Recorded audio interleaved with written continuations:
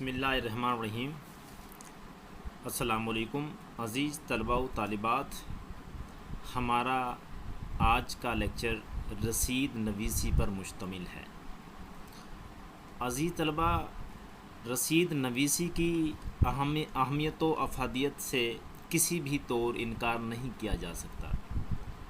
ہماری روزمرہ زندگی میں رسید نویسی کا بہت عمل دخل ہے۔ تو لیکچر نمبر 9 رسید نویسی کے بنیادی قواعد پر مشتمل ہے۔ اس لیکچر میں ہم سیکھیں گے کہ رسید نویسی کیا ہوتی ہے اور رسید لکھنے کے لیے کون سے بنیادی قواعد، اہم نکات اور اصول پیش نظر رکھنے چاہیے۔ ان اصول و ضوابط اور قواعد کو ہم وضاحت سے پڑھیں گے اور اسی طرح لیکچر نمبر 10 میں ہم مکمل عملی مشق کریں گے۔ عزیز، رسید نویسی کی تعریف، اس کا ماخذ اور اس کی اہمیت و افادیت کے حوالے سے بات کی تھی۔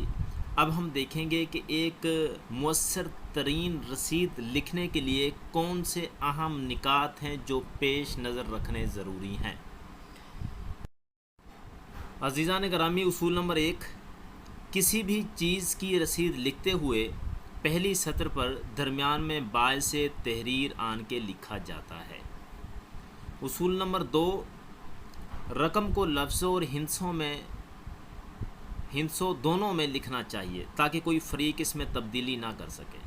عزیزان گرامی، آپ جب بینک میں فیس جمع کرواتے ہیں یا کسی یونیورسٹی میں داخلے کے لیے فارم جمع کرواتے ہیں یا اس کے علاوہ آپ روزمرہ کے کاروبار میں لین دین میں کوئی رسید لکھتے ہیں تو اس میں جو لکھی ہوئی رقم ہے اس کو لفظوں اور ہندسوں دونوں میں لکھ لینا چاہیے اور اس کی نصف رقم بھی لکھ لینی چاہیے۔ اور اس کا فائدہ یہ ہوتا ہے کہ اگر کوئی شخص رد و بدل کرنا بھی چاہے تو بہت مشکل ہو جاتا ہے، کیونکہ 4 رقموں کو تبدیل کرنا، لفظوں میں اور ہندسوں میں لکھی گئی رقم کو تبدیل کرنا، اور پھر اس کے علاوہ جو نصف رقم بنتی ہے وہ بھی لفظوں اور ہندسوں میں لکھی جاتی ہے، اسے بھی تبدیل کرنا یہ بہت ہی مشکل کام ہے۔ لیکن ماضی میں چونکہ ایسا ہوتا رہا ہے، کچھ لوگ مختلف جو چالان فارم ہوتے ہیں یا رسیدیں ہوتی ہیں ان میں تبدیلی کرتے رہے ہیں، لیکن اس تبدیلی سے بچنے کا ایک مؤثر طریقہ ہے کہ رقم کو لفظوں اور ہندسوں میں لکھا جائے اور پھر نصف رقم بھی لفظوں اور ہندسوں میں لکھی جائے، اور اس کی جو مشق ہے، عملی مشق، ہم مزید دیکھ لیں گے۔ تو اصول نمبر 2 کو دیکھیے، رقم کو لفظوں اور ہندسوں دونوں میں لکھنا چاہیے تاکہ کوئی فریق اس میں تبدیلی نہ کر سکے۔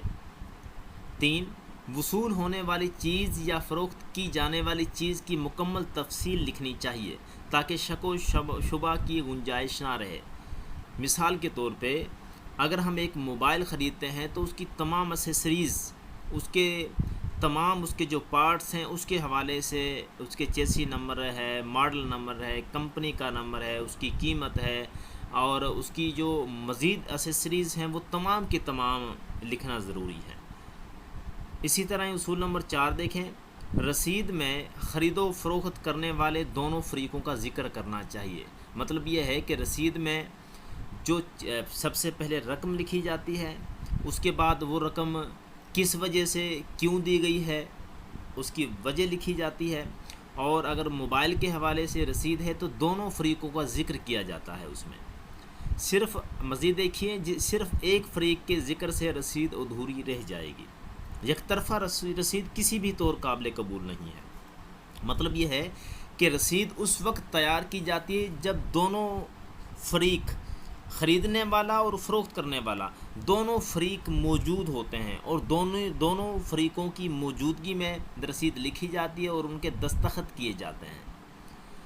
تو اسی طرح اگر یک طرفہ رسید لکھی گئی ہے تو اس کی کوئی اہمیت اور قدر و قیمت نہیں ہوگی۔ اصول نمبر 5 دیکھیں، کوئی چیز وصول کرنے والا یا فروخت کرنے والا رسید لکھ کر دے گا اور نچلی سطر کے درمیان میں العبد لکھ کر اپنے نام اور پتے کے ساتھ دستخط کرے گا۔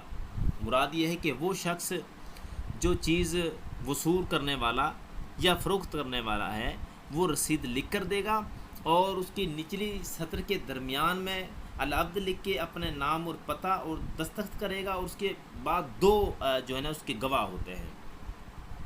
اسی طرح اصول نمبر 6، العبد کی دائیں اور بائیں جانب ایک ایک گواہ کا نام اور پتہ لکھ کر ان سے بھی دستخط کرائے جائیں گے۔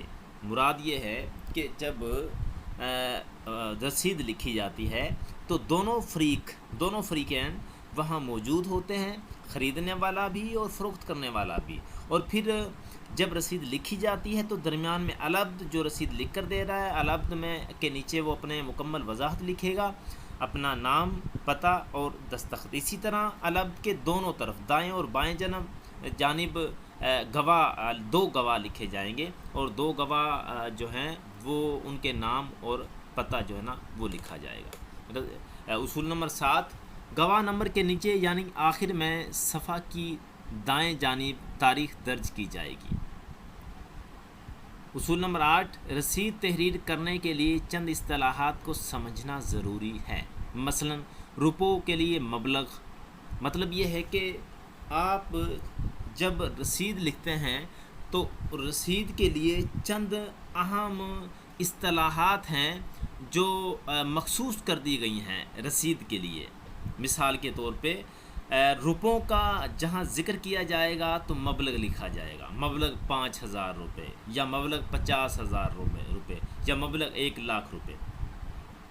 پیسوں کی تعداد یا زمینی پیمانوں کے لیے موازی لکھا جائے گا۔ مطلب یہ ہے کہ اگر آپ پیسوں کا ذکر کرتے ہیں، پیسوں کی تعداد کا ذکر کرتے ہیں، یا زمینی پیمانوں کے لیے، مطلب یہ ہے کہ آپ کہتے ہیں موازی 2 کنال زمین یا اراضی، تو اس کے لیے موازی کا لفظ استعمال ہوگا، موازی کی اصطلاح استعمال ہوگی۔ اسی طرح چھوٹے جانوروں یعنی بھیڑ بکری کے لیے شاخ کی اصطلاح استعمال کی جاتی ہے، جبکہ بڑے جانوروں یعنی گائے بھینس کے لیے راس لکھا جائے گا۔ تو یہ عزیز طلبہ و طالبات، یہ وہ اصول و ضوابط ہیں جو ہم تحریر لکھتے ہوئے پیش نظر رکھتے ہیں۔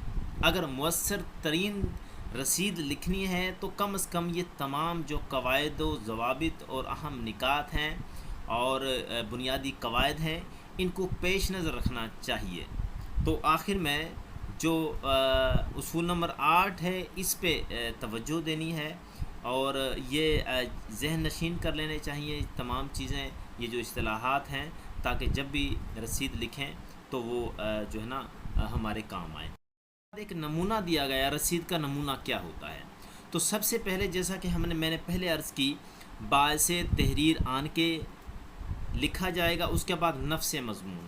اب نفس مضمون سے مراد یہ ہے کہ رسید کا جو بنیادی مضمون ہے، جو رقم جس میں لکھی جاتی ہے، جس میں دونوں فریقین کا ذکر کیا جاتا ہے اور اس چیز کی نوعیت کے حوالے سے بتایا جاتا ہے اور اس کی مکمل وضاحت کی جاتی ہے اس چیز کی، تو اس کے بعد سب سے پہلے باعث تحریر آن کے، اس کے بعد نفس مضمون، جس کی ہم مزید آگے عملی مشق بھی کر لیں گے، گواہ شد، دونوں جانب ایک طرف گواہ شد، پھر درمیان میں العبد اور اس کے دوسری جانب گواہ شد، اور ان کے نیچے میں نے الف ب جیم لکھ دیا ہے، لیکن جب آپ رسید لکھیں گے تو آپ مکمل وضاحت لکھ سکتے ہیں۔ مثال کے طور پہ العبد میں آپ مکمل نام لکھیں، گواہ شد میں آپ ایک گواہ لکھیں، اس کا دستخط ہوتے ہیں، اس کی مکمل وضاحت ہوتی ہے، دوسرے گواہ، مراد یہ ہے کہ رسید میں 2 گواہ ہونے ضروری ہیں۔ اسی طرح گواہ شد کے آپ دیکھیں گے کہ نیچے تاریخ لکھی جاتی ہے، اور تاریخ کا انداز آپ نے دیکھنا ہے کہ اردو میں تاریخ اس طریقے سے لکھی جائے گی۔ ہم نے درخواست جب پڑھی تھی تو اس میں تاریخ کے حوالے سے وضاحت سے پڑھ لیا تھا کہ تاریخ کس طرح لکھنی۔ تو عزیز طلباء و طالبات، یہ ہمارا آج کا لیکچر تھا رسید نویسی کے بنیادی اصولوں پر مشتمل۔